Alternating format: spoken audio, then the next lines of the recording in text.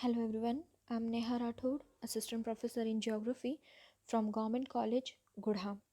आज का हमारा टॉपिक है ग्लेशियल डिपोजिशनल लैंडफॉर्म्स, हिमनद द्वारा निक्षेपित स्थलाकृति। अब सबसे पहले ये जानते हैं कि हिमनद द्वारा परिवहन तथा निक्षेपण कार्य जो है वो कैसे होता है। हिमनद द्वारा परिवहन किए जाने वाले पदार्थों में शिलाखंड, कंकड़ पत्थर, रेत कण, मिट्टी आदि को सम्मिलित किया जाता है। इन पदार्थों को सम्मिलित रूप से ग्लेशियल ड्रिफ्ट कहते हैं। हिमोड का प्रयोग हिमानी निक्षेप के लिए किया जाता है और इनका कुछ भाग हिमनद के पार्श्व भागों से होकर, कुछ उसकी तली से होकर, कुछ उसके अग्रभाग से होकर स्थानांतरित होता रहता है। हिमनद के पार्श्वों के सहारे हिमोड प्राय पंक्तिबद्ध रूप से चलता है और आगे बढ़ता हुआ हिमनद अपने अग्रभाग द्वारा कुछ पदार्थों को ढकेल कर आगे बढ़ता है। हिमनद द्वारा बारीक तथा मोटे कणों वाले पदार्थों का निक्षेप अलग अलग न होकर मिश्रित रूप में होता है और यही कारण है कि हिमनद द्वारा जमा किए गए पदार्थों में स्ट्रैटिफिकेशन स्तरीकरण नहीं होता है, अर्थात स्तर या परतें नहीं मिलती हैं। हिमनद द्वारा जमा किए गए पदार्थों में him drift, glacial drift, him drift को ग्लेशियल ड्रिफ्ट कहते हैं, तथा उससे बने हिमोड को मोरेन्स बोलते हैं, अधिक महत्वपूर्ण है। और हिमानी द्वारा जमा किए गए अवर्गीकृत तलछट को सम्मिलित रूप से टील कहते हैं। ठीक है, तो इस तरह से जो है हिमनद के द्वारा निक्षेपण किया जाता है। अब हिमनद द्वारा निक्षेपित स्थलाकृतियों के बारे में देखते हैं। निक्षेप जनित स्थलाकृति, सबसे पहला है हिमोड। हिमनद अपने साथ बारीक कणों वाले पदार्थों से लेकर बड़े बड़े शिलाखंडों का परिवहन करता है। इन पदार्थों को जब हिमनद बहाकर नहीं ले जा पाता तो उनका निक्षेप हो जाता है। हिमनद द्वारा पदार्थों के निक्षेप को ही हिमोड कहते हैं, जिनमें टील की मात्रा सर्वाधिक होती है। हिमोड का निक्षेप हिमनद के विभिन्न भागों में होता है। हिमोड लंबे लंबे कटक के रूप में निक्षेपित होते हैं। हिमोड का जो वर्गीकरण है उनके निक्षेप के स्थान के आधार पर 4 प्रकारों में किया जाता है। पहला अंतिम हिमोड। अंतिम हिमोड जो होता है इसे टर्मिनल मोरेन कहते हैं। जब हिमनद का अंतिम भाग पिघल जाता है तो हिमोड का आगे बढ़ना रुक जाता है। यदि हिमोड आगे बढ़ना या हिम का पिघलना समान गति से हो तो हिमनद की गति रुक जाती है और परिणाम स्वरूप हिमनद के साथ लाए गए पदार्थ उसके अग्रभाग में एकत्रित हो जाते हैं, जिस कारण एक घोड़े की नाल या अर्धचंद्राकार कटक का निर्माण हो जाता है और जिसका जो है हिमनद की घाटी की ओर ढाल जो है वो अवतल होता है। इस तरह हिमोड के अग्रभाग पर टील के निक्षेपण से बने स्थल रूप को अंतिम हिमोड या अंतस्थ हिमोड जो है वो कहते हैं।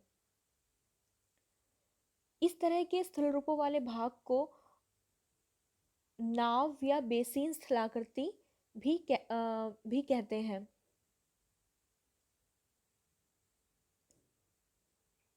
इसके बाद में हम बात करते हैं दूसरा जो इसका टाइप है वह है पार्श्विक हिमोड।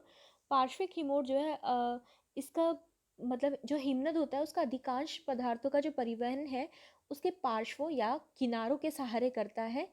जब या तो हिमनद का हिम पिघल जाती है या हिमनद जो है वो संकुचित होने के कारण अपने किनारों से हट जाता है तो टिल किनारों के सहारे छूट जाती हैं। इस प्रकार हिमनद के किनारों पर टिल का निक्षेप लंबे किंतु पतले कटक के रूप में हो जाता है। इन्हें ही पार्श्विक हिमोड कहते हैं। तीसरा है मध्यवर्ती हिमोड। जब दो हिमनद मिलते हैं तो उनके भीतरी पार्श्विक हिमोड परस्पर मिल जाते हैं और इस तरह से निर्मित हिमोड़ को मध्यवर्ती या मध्यस्थ हिमोड़ कहते हैं। चौथा है तलीय या तलस्थ हिमोड़, ग्राउंड मोरेन। हिमनद की तली या आधार पर एकत्रित हुए टील को तलीय या तलस्थ हिमोड़ कहते हैं। ठीक है, जब तली में इसके टील जमा हो जाता है तो उसे तलस्थ हिमोड़ कहते हैं। अब ये डायग्राम है इसका।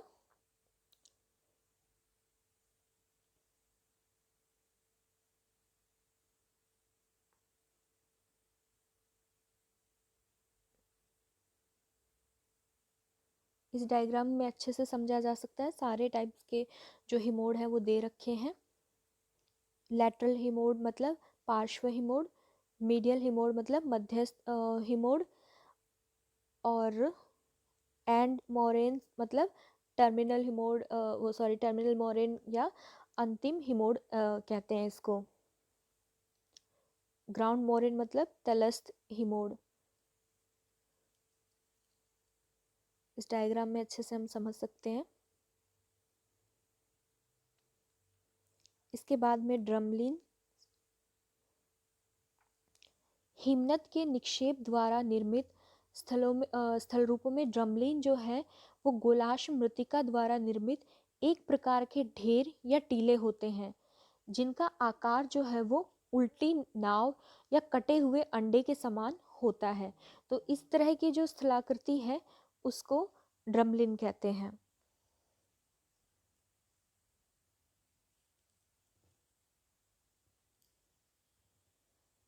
ये डायग्राम आपका की बुक में मिलेगा।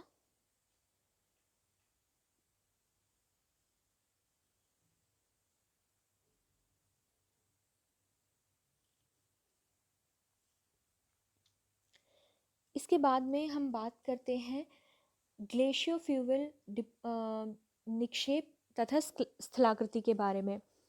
इसमें सबसे प्रमुख जो स्थलाकृति है उनमें से एक है एस्कर,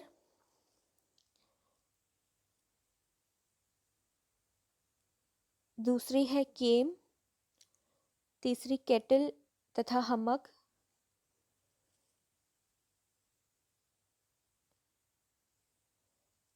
उसके बाद में हिमनद अपक्षेप,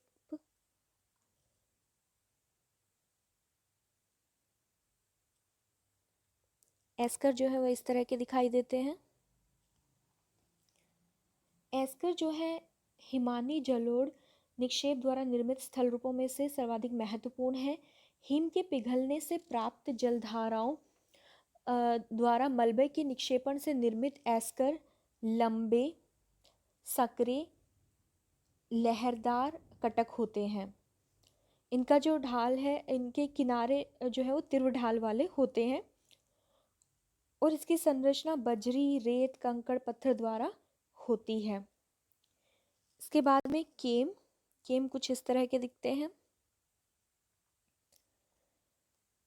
हिमनद के अग्रभाग पर हिम के पिघलने के कारण कुछ मलबा का निक्षेप ढेर के रूप में या टीले के रूप में हो जाता है।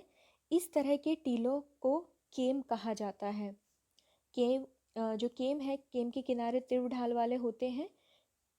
केम की रचना जो है रेत तथा बजरी द्वारा होती है। ये है केटल तथा हमक। केम के विपरीत केटल गर्त होते हैं। ठीक है, हिम के बड़े बड़े टुकड़ों के पिघल जाने पर केटल का निर्माण होता है।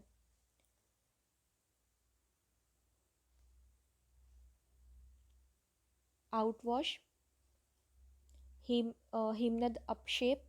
जब हिमनद का अग्रभाग पिघलता है तो उससे प्राप्त जल सरिता के रूप में आगे बढ़ता है। रास्ते में अंतिम हिमोड़ की स्थिति के कारण समस्त जल हिमोड़ के पीछे एकत्र हो जाता है। जब जल अधिक हो जाता है तो वह हिमोड़ को पार करके दूसरी ओर उतरता है और जल किसी धारा के रूप में नहीं होता बल्कि एक विस्तृत रूप में आगे फैलता चला जाता है। इस कारण अग्रांतस्थ हिमोड़ का कुछ मलबा हिमोड़ के सामने बिछा दिया जाता है, जिससे एक मैदान का निर्माण होता है और इस मैदान को आउटवॉश प्लेन कहते हैं। हिमनद अपक्षेप मैदान जो है वो कहते हैं।